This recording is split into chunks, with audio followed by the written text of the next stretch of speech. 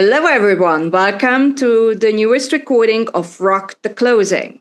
So, Dalia and me, we were talking what would be a really good subject to talk about. And considering 2025 real estate market, mortgage situation, mortgage interest rates, we were thinking that why shouldn't we address the so-called Purchaser CEMA, which is talking about how to save some money if you are doing a purchase in New York City.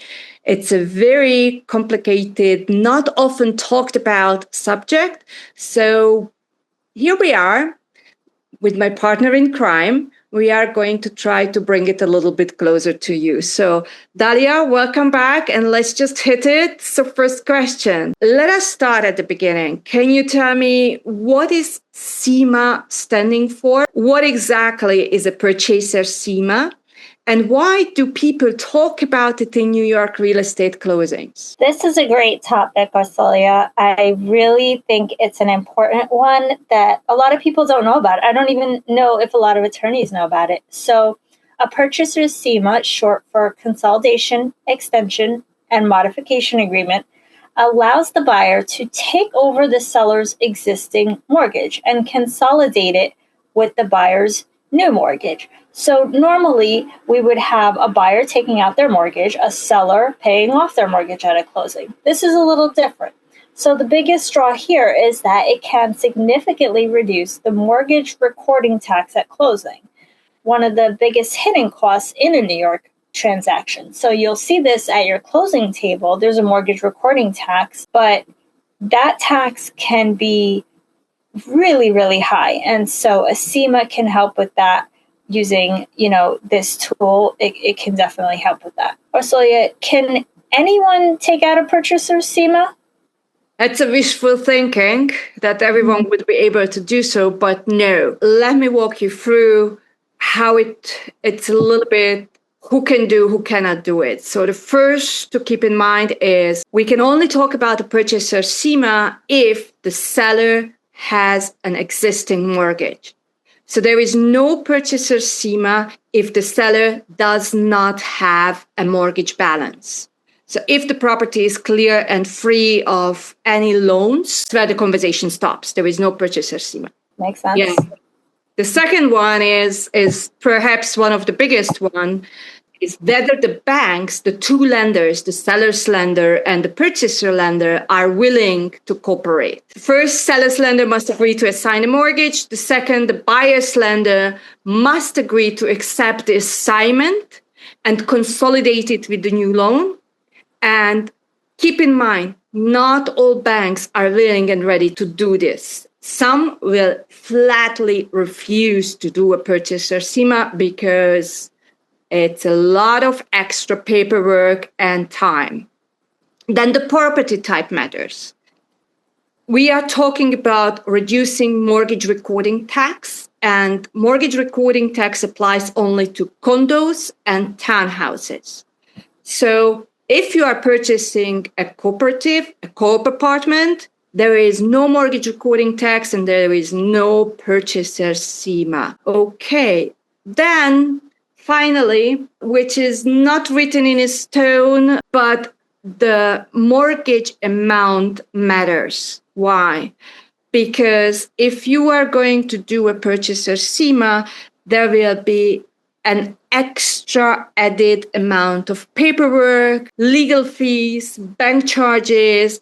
Many more people will be involved. More attorneys will be involved. Usually banks have their closings attorney and they may have an additional CEMA attorney. So again, it is an extra legal fees and bank charges, additional time, additional paperwork. And therefore, if it's a very low mortgage, it may outweigh the gain that you could earn with taking out the Purchaser CEMA. So yeah, worthwhile thinking about it. And that's why this is not a very popular or well-discussed process when it comes especially to lower loans. But let's go into the next one, because now we understand who, why, how, but let's get into the nitty-gritty.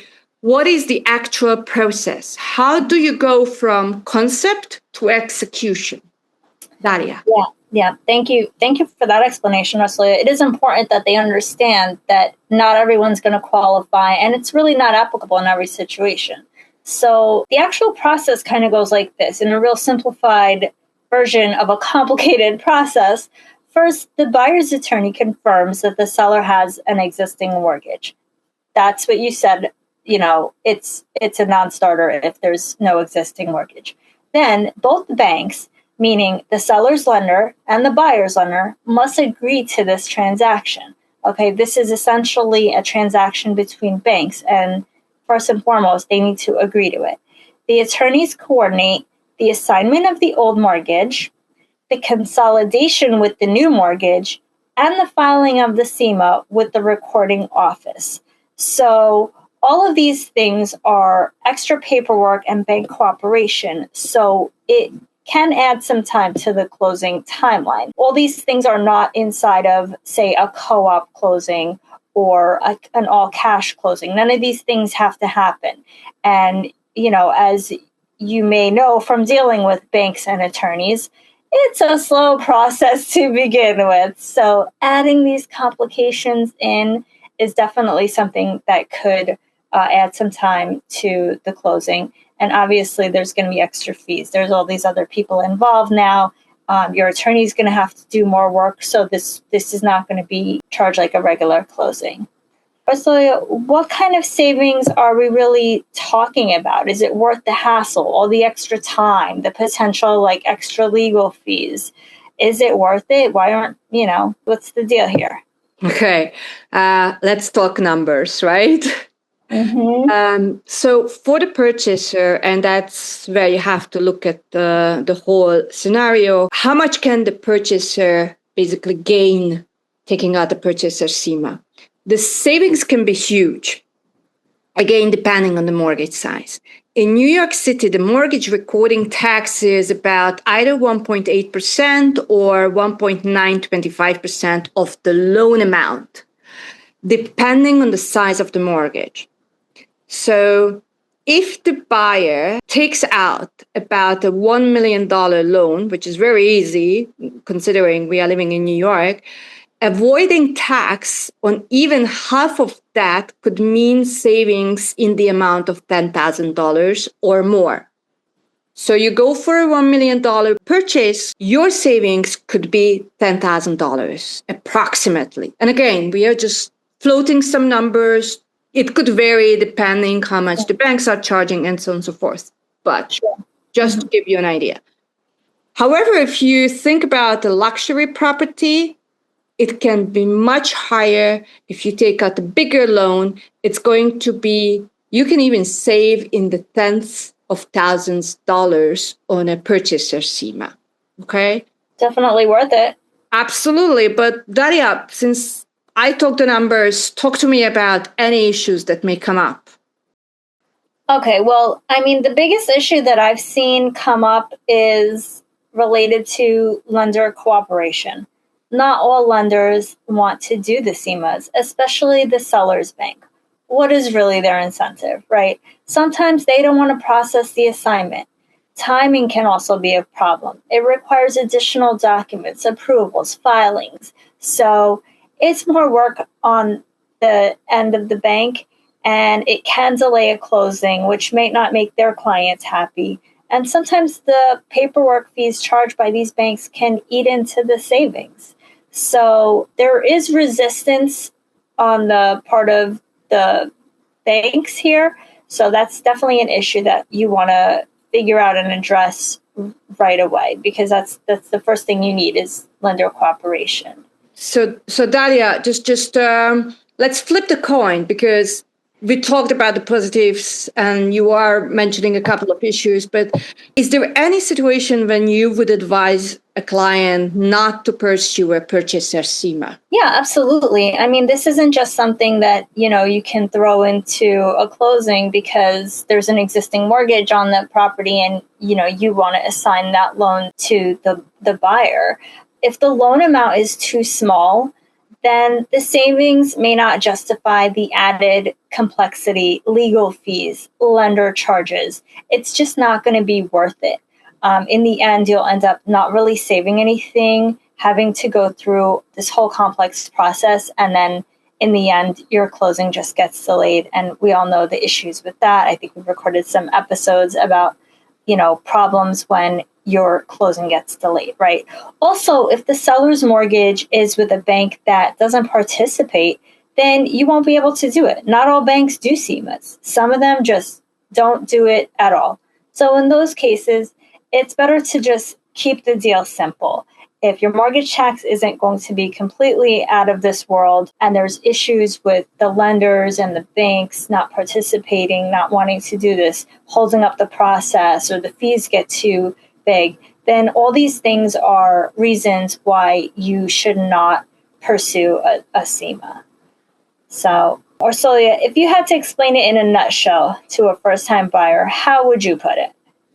Not an easy question, but let's just wrap up and summarize what we talked about.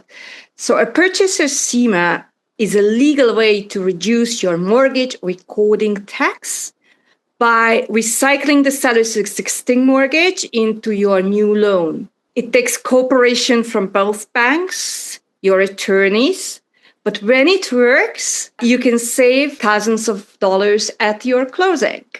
That's it. Great. That sounds great. I really hope that you got a little taste of at least what a CEMA is, and you're familiar with the circumstances under which it wouldn't be applicable to you.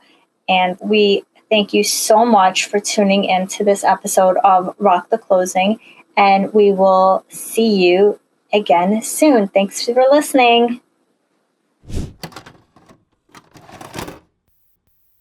Thank you for tuning in to Rock the Closing. This podcast is hosted by real estate attorneys who offer valuable insights. Please remember that the content is for educational purposes only and does not constitute legal advice. Always consult a qualified professional before making any decisions.